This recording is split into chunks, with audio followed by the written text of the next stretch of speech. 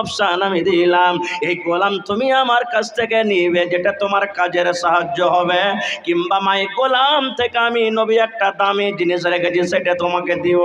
মা তুমি কোনটা নিবে, গোলাম নিবে কিংবা দামি জিনিসটা তুমি নিবে? আপনার যদি মেয়ে আপনার বাড়িতে যায় আর যাওয়ার পর বলে যে আব্বা একটা ছাগল দাও, আর আপনি যদি বলেন যে হ্যাঁ বেটি ছাগল নিয়ে কি করবে, চল 20,000 টাকা একটা গাই কিনে দিছি, তো কোনটা নেবে? গাই। মা ফাতেমা বলছেন আব্বা গো গোলাম নিব না, আব্বা জান গোলাম নিব না, গোলামের থেকে যেটা দামি জিনিস আপনি আমাকে দেবেন সেটা আমি নিব। দয়ার নবী এইবার এলান করে দিলেন, নবী শুধু ওই ফাতেমাকে বলেননি, কিয়ামত পর্যন্ত যত মহিলা যত পুরুষ আসছেন সকলের জন্য নবীজি এলানটা করে দিলেন। নবীজি বললেন বেটি রে, যখন তুমি সন্ধ্যাবেলাতে মাগরিবের নামাজ পড়বে, তারপরে এশারের নামাজের টাইম আসবে, এশারের নামাজ পড়ার পর বালিশে বিছানা দেওয়ার আগে, বিছানায় ঘুমার আগে আগে যদি তুমি 33 বার সুবহানাল্লাহ সুবহানাল্লাহ, 33 বার আলহামদুলিল্লাহ আলহামদুলিল্লাহ, আর 34 বার যদি তুমি আল্লাহু আকবার পড়িতে পারো, তাহলে একটা গোলাম থেকে তোমার জন্য এটা হলো দামি জিনিস।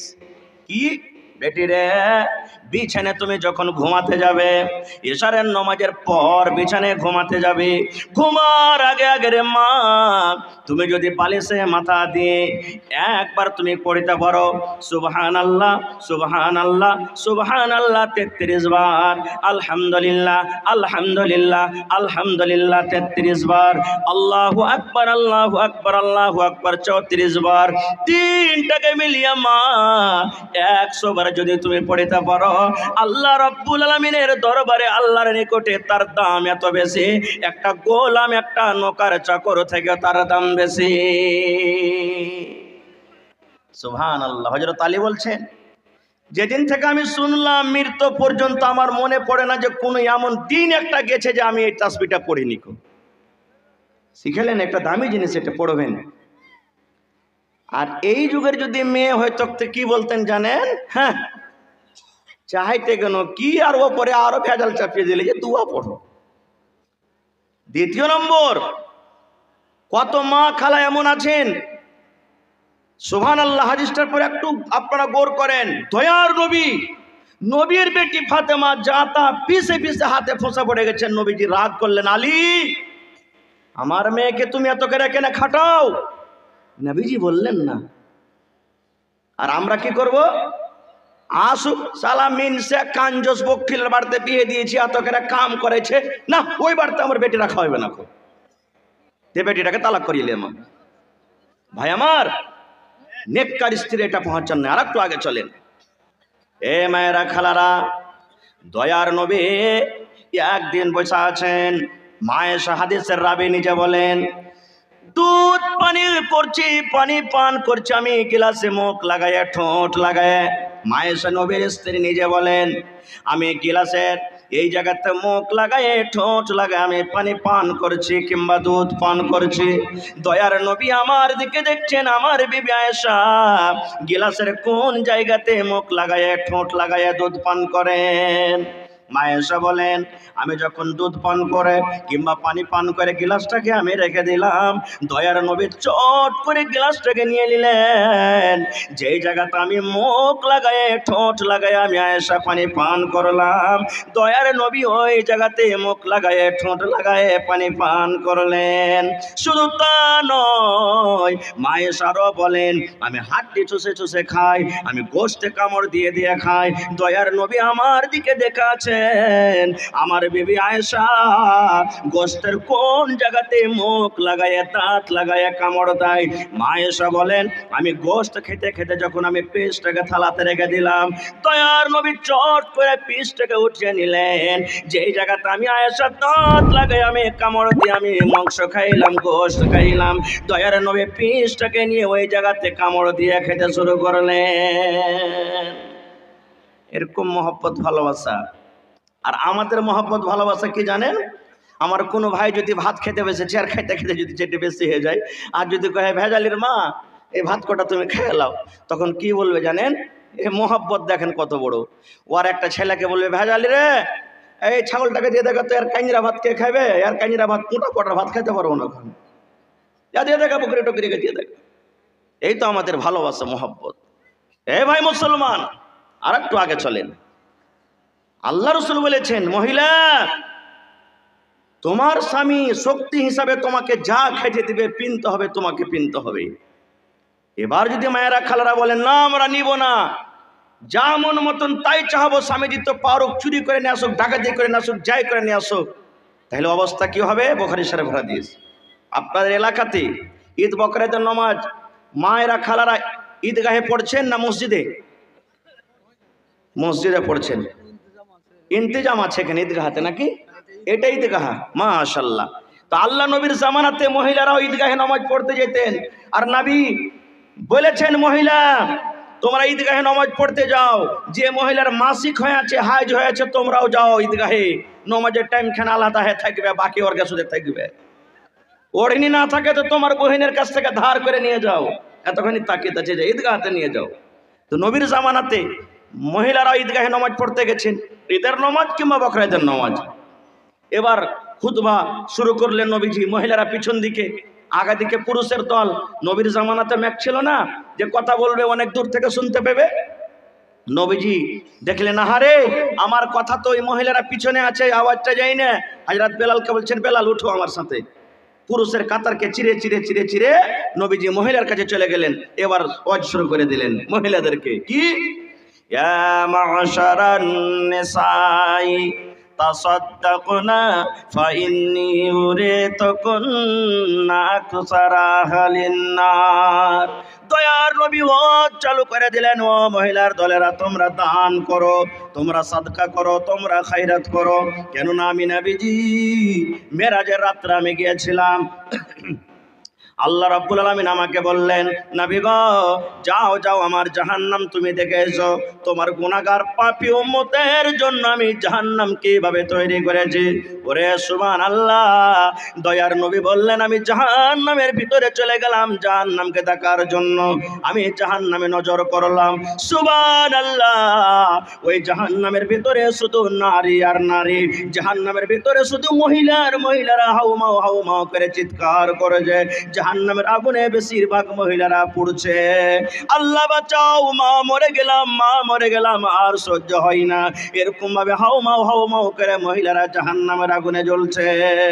তাই নবী বললেন, মহিলারে তোমরা দান করো, সাদকা করো। তোমরা যদি দান করো, সাদকা করো, আল্লাহ রাব্বুল আলামিন তোমাদেরকে জাহান্নামের আগুন থেকে বাঁচিয়ে নেবেন। দেখেন, আর একটু আগে চলেন। নবী যখন বললেন, মহিলা তোমাদেরকে জাহান্নামের আগুনে দেখলাম, এবার একজন মহিলা নবীকে প্রশ্ন করে দিলেন, ওয়া বিমা ইয়া রাসূলুল্লাহ, আল্লাহর নবী গো আপনি বললেন মহিলারা তোমাদেরকে জাহান্নামের আগুনে দেখলাম, নবী গো মহিলারা কোন এমন পাপ করে, জমিনের উপরে নারীরা কোন এমন গুনাহ করে, কোন গুনার কারণে রব্বুল আলামিন নারাজ হয়ে মহিলাদেরকে জাহান্নামের আগুনে পোড়াবেন? নবী গো একটু দয়া করে বলে দেন সেই পাপ গুনাহটা কি? নারীদের দ্বারাতে কোন এমন গুনাহ হয়ে যায়, কোন ভুলটা হয়ে যায়? দয়ার নবী বললেন, মহিলা মাত্র দুটা গুনার কারণে তোমাদেরকে জাহান্নামের আগুনে দেখলাম, মাত্র দুটা পাপের কারণে, মাত্র দুটা ভুল তোমাদের দ্বারাতে যে বেশি বেশি হয়ে যায়, এই দুটা গুনাহ দুটা পাপের কারণে আমি তোমাদেরকে জাহান্নামের আগুনে দেখলাম। এক নম্বর নবীজি বললেন, তুকসুরুনাল্লাহ আনা, মা খালারা বেশি বেশি করে লান তান করেন। আর দুই নম্বর গুনাহ হলো ওয়াতাকফুরনাল আশির, মায়েরা খালারা নিজের স্বামীর মালের নাশুকরি করে। লানতান এক নম্বর, দুই নম্বর নিজের স্বামীর মালের নাশুকরি। লানতানের কথাটা বলবো না, স্বামীর মালের নাশুকরি, বুখারী শরীফের হাদিস। কেমন ভাবে নাশুকরি করে জানেন? আমার কোনো ভাই যেছেন বাজার, কাঠাগোলা বাজার কিংবা আরো কোনো মার্কেট কাঠিয়ার যেছেন, স্ত্রীটা বলছে, আব্দুল্লাহর বাপ কি হয়েছে রে? হ্যাঁ, যে শাড়ি খানটা ছিঁড়ে গেছে, একটা শাড়ি গেলা এসে দিবে না? গ্রামে চুড়িওয়ালা এসছে, চুড়ি গালা ভেঙে গেছে, এক দর্জন চুড়ি গালা লিয়ে দাও না। রাসূল বলেছেন, ওর স্বামীটা যদি বলে, হাজি টাকা পয়সা মনে হয় পকেটে আজ নাই, তো এক কাম করলে হবে না, অন্য দিন লিও। তখন কি বলবেন জানেন? ই মিনছে ই হত মা ই বক্ষের বাড়তে জীবনে এসে সুখ শান্তি আমি পেলাম না। রাসূল বলেছেন, রে মহিলা, এই যে তোমরা পাপ হয়ে যায়, গুনাহ হয়ে যায়, এই গুনার কারণে আমি তোমাদেরকে জাহান্নামের আগুনে আমি দেখলাম। তাই তোমরা দান করো, সাদকা করো। দান করার কারণে রব্বুল আলামিন তোমাদেরকে জাহান্নামের আগুন থেকে বাঁচিয়ে নেবেন। কেন আমি হাদিসটা বললাম? যে জাহান্নামে যাওয়ার একটা কারণ মা খালাদের কি? স্বামীর মালের নাশকরি। কিন্তু স্বামীকে এত বকিল হইতে হবে না। টাকা পয়সা মাল সব কিছু আছে, তবু কাপড় দিবে যখন তেনা তেনা হিজবে, শরীরটা দেখা যাবে, ওরকম টাইমে দিবে ওকে এখানটা কাপড়। আর যদি কাপড় দিবে তো কত রকম কথা বলবে না, এরকম হওয়া চাই না। এবার আর একটা হাদিস শোনেন, মুসলিম শরীফ জিলসানিতে হাদিসটা আছে। নেককার স্ত্রী যদি বাড়িতে নিয়ে আসবেন, আপনার লাভ কি আছে?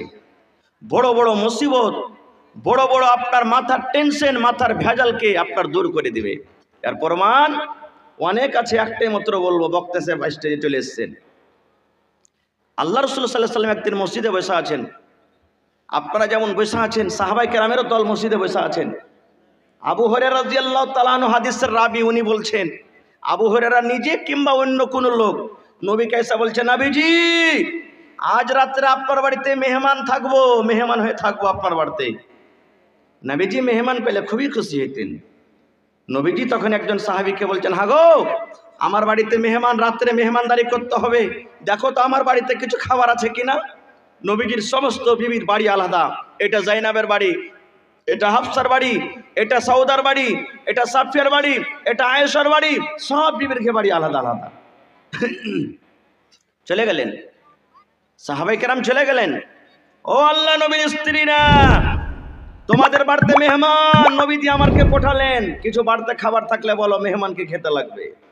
রে মায়েরা খালারা শোনেন, আল্লাহর নবীর বাড়ি থেকে উত্তর আসছেন সাহাবীরে, আল্লাহর কসম করে বলি, আজ রাত্রে নবীর বাড়িতে শুধু পানি রয়েছে, পানি ছাড়া অন্য কোনো খাবার না।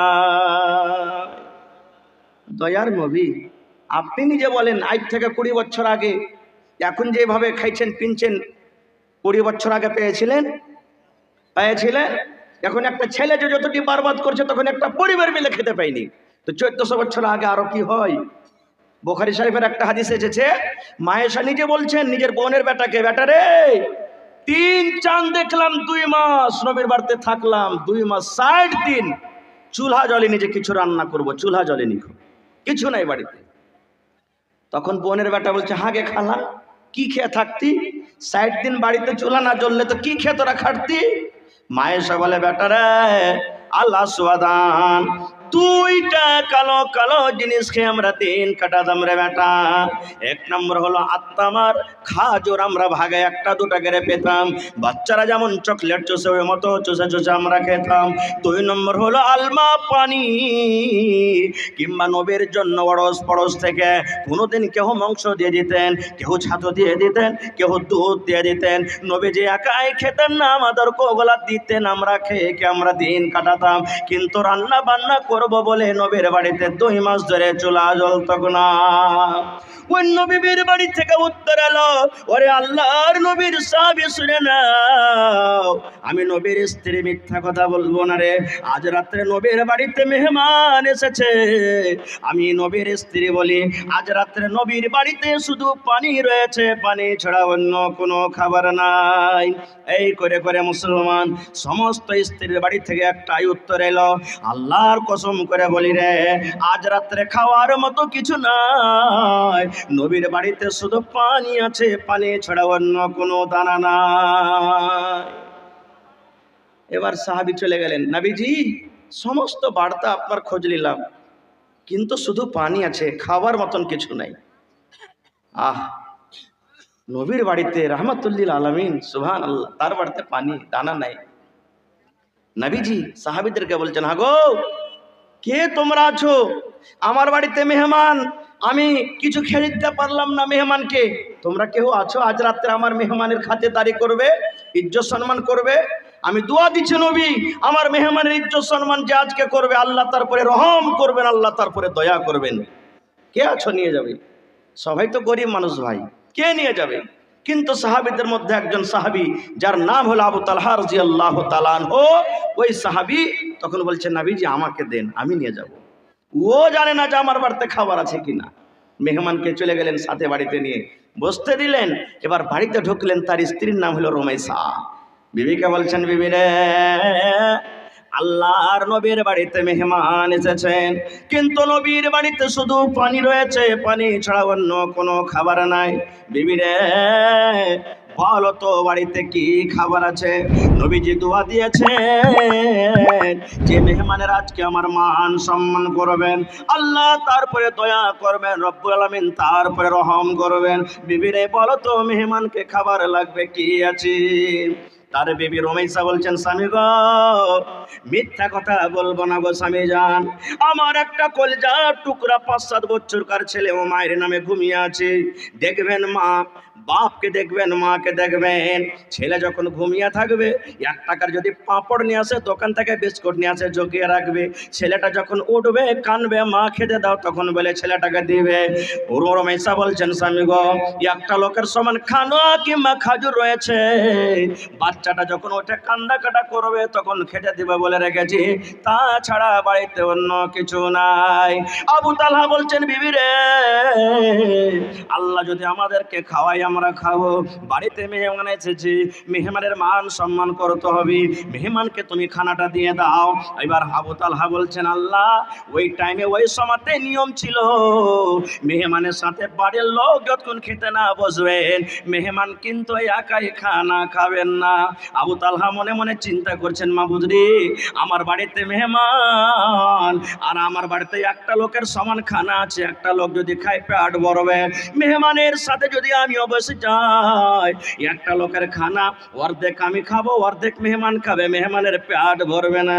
আল্লাহ কি করব, কি করব? আল্লাহ তুমি কোন বুদ্ধি দাও, বুদ্ধি দাও মাবুদ রে, কি করব? এই করতে করতে হঠাৎ করে রব্বুল আমিন তার মাথাতে একটা বুদ্ধি দিয়ে দিলেন। বিবিকে ডাক দিয়ে বলছেন, বিবি রে, রাত হয়ে গেছে রে বিবি, তুমি খানা লাগিয়ে দাও, পানি তুমি দিয়ে দাও, আরে বাড়িতে চারাক আছে, চারাকের পলটাকে তুমি, লালটিনের পলটাকে ফিটাকে তুমি ছোট্ট করে দাও, যেন চারাক টিম টিম টিম টিম করে জ্বলে, চারাকে যেন আলো না হয়। এবার যখন তুমি চারাকটা রেখে দিবে, আমি তখন বাহানা করে বলবো, বিবি রে, দেখো তো চারাকে আলো হয় না, চারাকে তেল নাই নাকি, তেল ঢানার বাহানাতে তুমি চারাকটা ওখান থেকে হটিয়ে নিবে, অন্ধকারে বসে বসে আমরা দুইজন খাবো, আমি শুধু থালাতে হাত দিব আর মুখে দেবো, থালাতে হাত দেবো মুখে দেবো, খানা খাবো না। মেহমান যাতে মনে করে আবু তালহাও আমার সাথে খানা খায়। নারে তাকবীর! তাই করা হলো, খানা লাগিয়ে দেওয়া হলো, চেরাকের পলটাকে ছোট্ট করে দেওয়া হলো। দুইজন যখন তারা বসেছেন, আবু তালহা বিবিকে বলছেন, বিবি রে, দেখো তো চারাকে তেল নাই নাকি, টিম টিম করে চারাক জ্বলে, চারাকে আলো হয় না। তেল ঢালার বাহানাতে বিবি রুমাইসা চারাকটাকে নিয়ে চলে গেলেন। আবু তালহা বলেন, অন্ধকারে আমরা বসে আছি, আমার সাথে মেহমান খানা খায়, আর মেহমানকে আমি জানতে দিব না বলে আমি থালাতে হাত দিয়ে আর মুখে দিই, থালাতে হাত দিয়ে আর মুখে দিই, থালাতে হাত দিয়ে মুখে দিই, করে করে করে সুবহানাল্লাহ। আবু তালহা বলেন, আমার বাড়িতে যা খাবার ছিল আমি মেহমানকে সব কটা খাইয়ে দিলাম। সকাল হয়ে গেল, নবীর দরবারে চলে গেলাম। এবার আমাদেরকে দেখে দয়ার নবী মুচকি মুচকি হাসছেন, নবীর সামনেকার দাঁত দেখা যায়। আমি বললাম, নবী গো, মেহমানের কি সম্মান করতে পারিনি, নবী গো, মেহমানের কি ইজ্জত করতে পারিনি বলে আপনি আসছেন।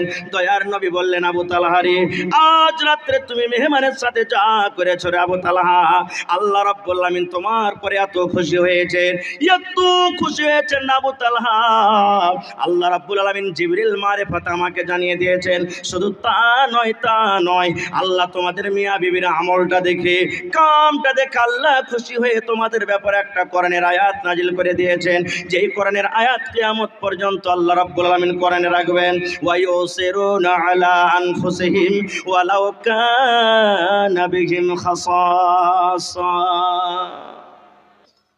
কেন আমি হাদিসটা বললাম? এই জন্য বললাম, এই জায়গাতে যদি আপনার স্ত্রীটা নেককার না হয়, তো যখন একটা বাড়িতে মেহমান নিয়ে চলে আসবেন, জুমা পড়ে চলে গেলেন মেহমানটা নিয়ে, এবার স্ত্রীটা যদি নেককার না হয়তো কি বলবেন? গজুয়া মিনসা খালে ভরা, হুঁশ বুদ্ধি কিচ্ছু নাই, বাড়িতে খেতে আছে কি নাই, তাই তরকারি কি আছে না আছে, বাড়িতে কিছু দেখাশোনা খবর টবর লেওয়ালে, আর মেহমানটাকে লিখছে এখন খায় এখন কি দিয়ে গু গোবর দিয়ে খেতে দেবে, ওকে খেতে দে। বলবে না বলবে না? জি বলবে। আর একটা হাদিসের কথা শুনেন, মহিলাদেরকে আল্লাহ তাবারাক ওয়া তাআলার নবী বলেছেন চারখান কাম করতে হবে তোমাকে। কয়খান? চারখানা কাম। পুরুষের জন্য বলা হয়নি, পুরুষ চারখানা কাম তোমরা কইলে আল্লাহ জান্নাতে চলে যাবে। কি? এক নম্বরে নবী বলেছেন আলমারাতু ইযা সাল্লাত খামসাহা, যদি কোনো মা যদি কোনো খালা 5 ওয়াক্তে নামাজ পড়তে পারে। দুই নম্বরে নবী বলেছেন ওয়া সামাত শাহরাহা, রমজান মাসের যদি রোজা রাখতে পারেন। তিন নম্বরে নবী বলেছেন ওয়া আহসানাত ফারজাহা, নিজের লজ্জাস্থানে যদি হেফাজত করতে পারেন, পর্দাশীলা হয়ে চলতে পারে।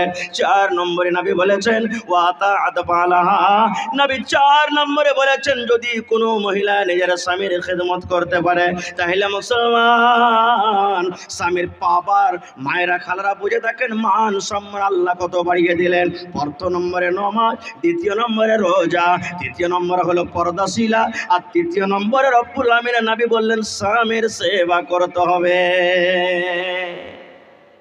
একটা গল্প বলি, হাদিস করার কথা নেই, মাঝে মাঝে বলি, আমি বেশিরভাগ এগুলো বলি না। একটা মোটা হিসা মুচলি মায়ের লোক জালসা শুনে ভাই বাড়ি গেছে যে স্বামীর খেদমত করতে হবে। ও ফজরের নমাজ টমাজ পড়া ভাই ওর পুরুষটাকে হাল বাইতে পাঠিয়ে দিয়েছে, আর তেলকে গরম করে বাড়তে যে মায়েরা খালারা ঢেঁকিতে ধান কুটতো আগে, ওই লোহাখানটাকে কি বলে, মাথাখানটাকে চেড়ে দিয়ে লেগেছে ওকে তেল মাখাইতে। ভোরবেলাতে ওর বহিনের বেটা পড়ালেখা ছেলে খালার বাড়ি বেড়াতে গেছে, খালা বাড়তে আছিস গে? আছি বাপ, স্বামীর খেদমত করছি। ছেলেটার মনকে বুঝেন আমার খালুর খাস্তানা মাস্তানা হয়েছে তো সেবা যত্ন করছে, তখন যাওয়াটা ঠিক হবে না, একটু ঘুরে ফিরে আসি। 10 মিনিট পর যদি ঘুরে ফিরে আসছে, খালা আসবো, আয় বাপ স্বামীর খেদমত করছি।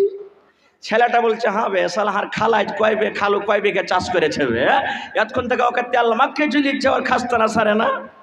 ওরে আল্লাহ, বাড়তে যদি ঢুকছে তো ওর হতমা খালুর মাথা চেনা আছে, ওকে তেল লাগিয়ে চলিচ্ছে। তখন ছেলেটা বলছে হ্যাঁ গে খালা কি করছিস? কইস না বাপ, পূর্ণে থেকে হুসেন মৌলানা ইসলামাবাদ করছে স্বামীর খেদমত করতে গেলে জান্নাত পাওয়া যাবে, তো জান্নাতটা লেওয়ার লেগে তেলটা মাখাচ্ছি। ছেলেটা তখন বলছে হায় রে হুজবির বেটি হুজবি, তোর কোনো হুঁশ বুদ্ধি নাই। বুঝে কেন? হ্যাঁ বাপ, মৌলানা বলেছে স্বামী খালু হাল বাইতে গেছে, 1 ঘন্টা পর হাল বাই আসবে, ওকে খাইতে দিবি, ওর হাত টিপে দিবি, ওকে পানি দিবি, ওর সেবা যত্ন করবি, তেল মাখিয়ে দিবি, ওর কাপড়টা সাফ করে দিবি, ও খুশি হইতে গেলে জান্নাত পাবি। এটা হলো ঢিকির স্বামী, আর সেবা করে ধান কোটা হবে। তখন কইছে লেড়ের বেটা লেড়, স্বামী স্বামী মারালছে ভাত আর বলতে কি হয়েছিল। তা আমি ফের স্বামী বলছি ওই ঢিকির স্বামীর না খেদমত চালু হয়ে যায়। ভাই খারজা হোক, মায়েরা খালারা পাইচ্ছা গাল দিবে। আমার টাইম মনে হয় শেষে আসছে, বলার ইচ্ছা ছিল আরো, কিন্তু আমার চতুর্বেদী সাহেব চলে এসছেন। আর একটা হাদিস বলে দিই, মায়েরা খালারা বলবেন হাজি মাওলানা পুরেশরা কি লাটের বেটা লাট, ওরা কি গাছের গোটা, খালি ওর কি সেবা আমরা করবো, ওরকে পরে কি আমার কোনো হক নেই? আছে।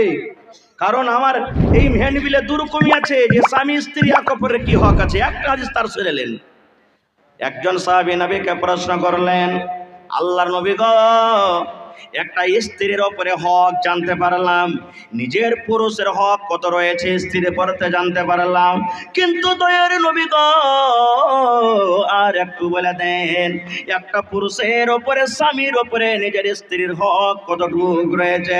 দয়ার নবী বলে দিলেন রে আমার উম্মতরা শুনে নাও, আনতুতিমাহা ইজা তাইমতা, তুমি যখন খাবে তোমার স্ত্রীকে তুমি খাওয়াও, ওয়া তাকসুহা ইজা তাসাইতা, তুমি যখন পড়বে তোমার স্ত্রীকে তুমি পড়াও, ওয়ালা তাজরিবিল ওয়াজহা, রাগ করে বিবির গালে তুমি মারিও না। এবং 4 নম্বর নবী বললেন রাগ করে খবরদার খবরদার তোমার স্ত্রীকে ধাক্কা দিয়ে বাড়ি থেকে বের করে দিও না।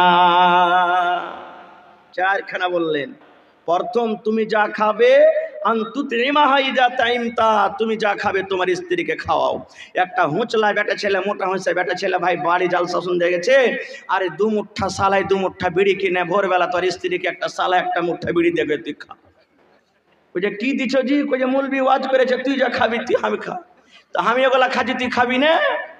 এরকম খাবার নাই রে ভাই। রে মুসলমান, প্রত্যেক দিন চকে আপনি ভালো ভালো খাবার খান, হোটেলে ভালো ভালো খাবার খেয়ে আসেন, বিবিকে আপনি খেতে দেন না।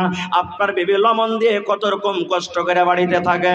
নবী বলছেন উম্মত, তুমি তাকে স্ত্রী করে বউ করে বাড়িতে নিয়ে এসেছো, তোমার বাড়িতে এসেছে, তুমি যখন চাহো যে আমি ভালো ভালো খাবার খাই, মন মতন খানা চাই, তোমার স্ত্রীর হক রয়েছে, তোমার পড়তে থাকো, তুমি দাও।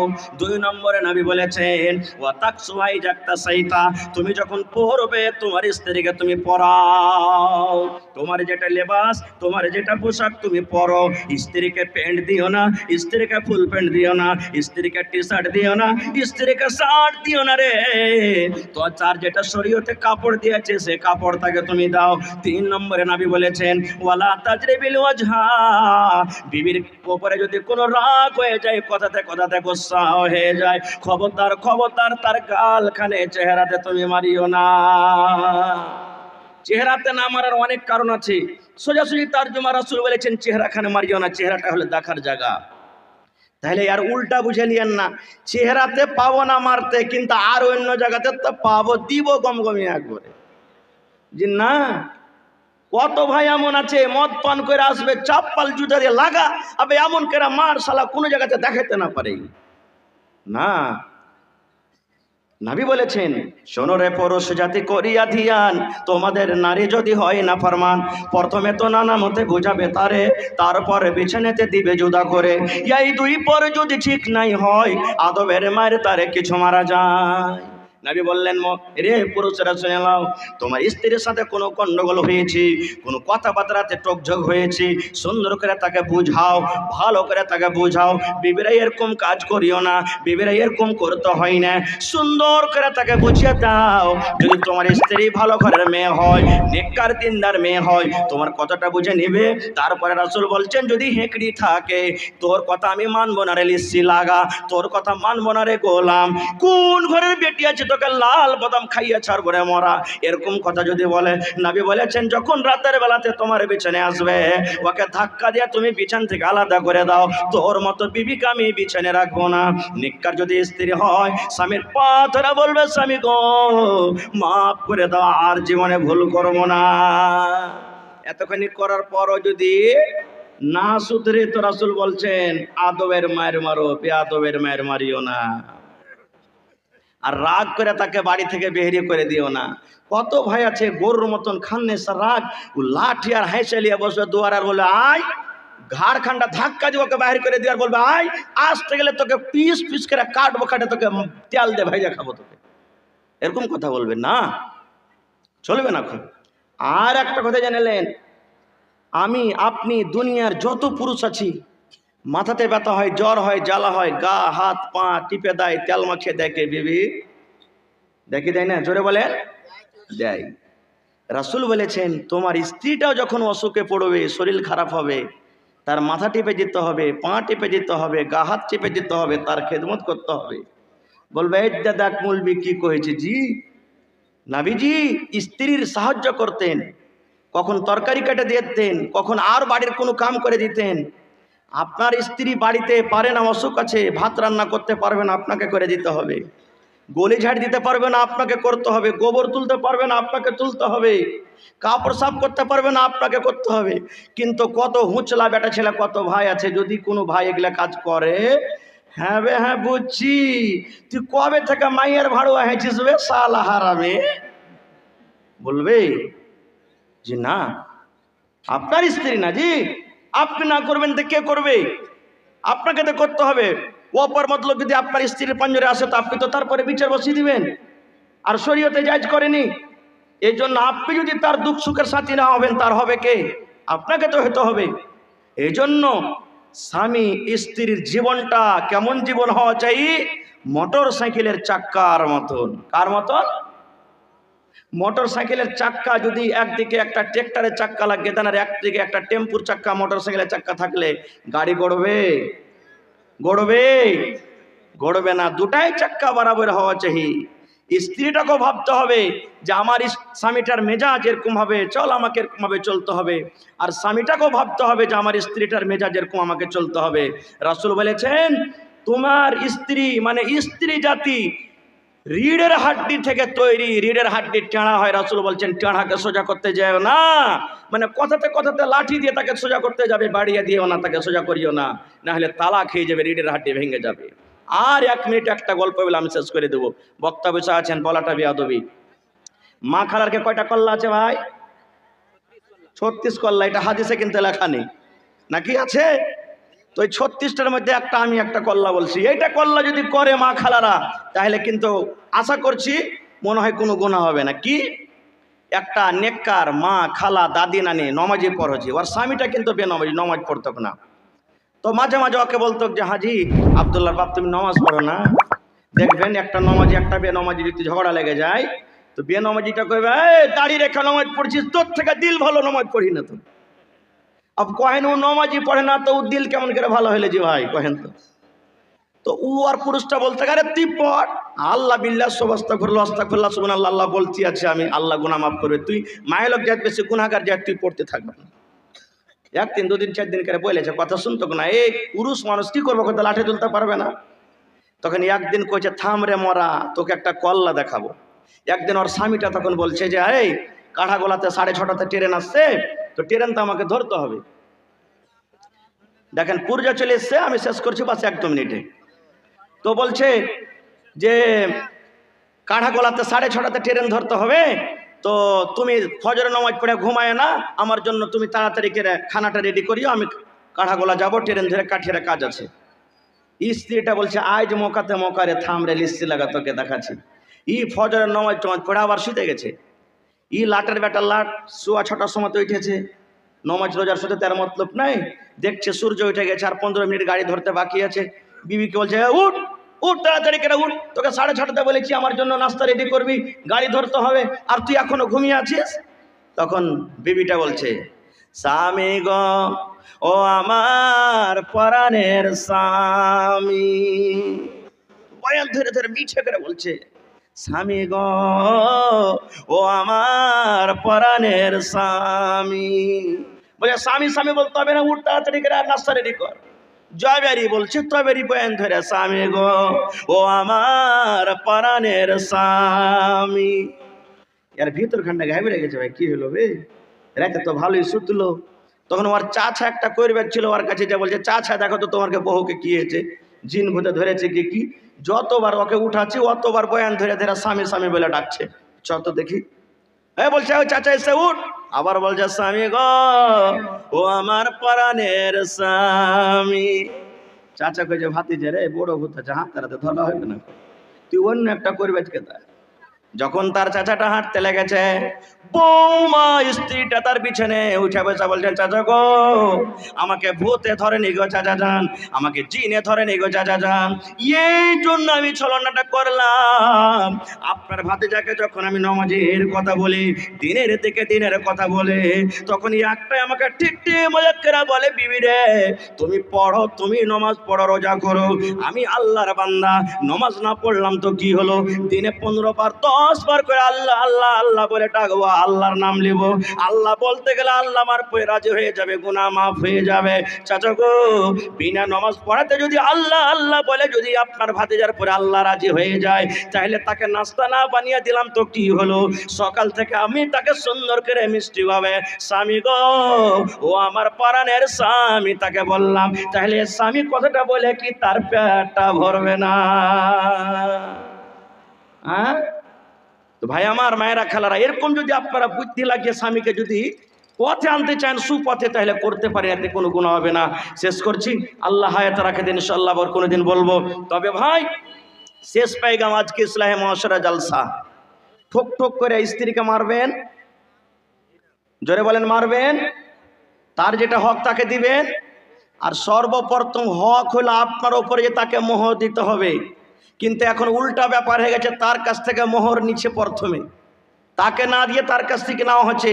তো আজকে ইসলাহে মহাশরা জালসাতে দেখি একটাও যদি কোনো আল্লাহর বান্দা হাত উঠিয়ে নেয়, তো জানবো যে আজকে জালসা ইনশাল্লাহ কামিয়াব আছে। দেখি কোন আল্লাহর বান্দা এমন আছেন এই মজলিসের মধ্যে, মাওলানা আমি বিয়ে করব, শরীয়তি মতন বিয়ে করব, আর মেয়ের বাবার কাছ থেকে 1 টাকাও আমি নেবো না, না গাড়ি নেবো না টাকা নেবো, হাত তুলেন তো দেখি কোন আল্লাহর বান্দা। মাশাআল্লাহ একটা হলো। আর কেউ আছেন? 3টে হয়ে গেল, 4টে হয়ে গেল, দেখেন অনেক হয়ে গেছে। গার্জিয়ানরাও বলছি, নানা দাদু ছেলেরা আপনি আপনার কবজাতে আপনার মুঠিতে আপনার ছেলে আছে, আপনি নিয়াত করেন যে আমার ছেলের আমি বিয়ে দিব, তো আমি 1 টাকা নিব না। কম করে গার্জিয়ান আপনারা টাইট হয়ে যান। আল্লাহর কাছে দোয়া করি, আল্লাহ এক অপরের হক যেন আমরা পূর্ণ করতে পারি, এবং যে ওয়াদা আমরা করলাম আল্লাহ সে ওয়াদার প্রতি যেন আমরা কায়েম থাকতে পারি, তার তুমি তৌফিক দাও। আল্লাহুম্মা আমিন। আসসালামু আলাইকুম ওয়া রাহমাতুল্লাহ।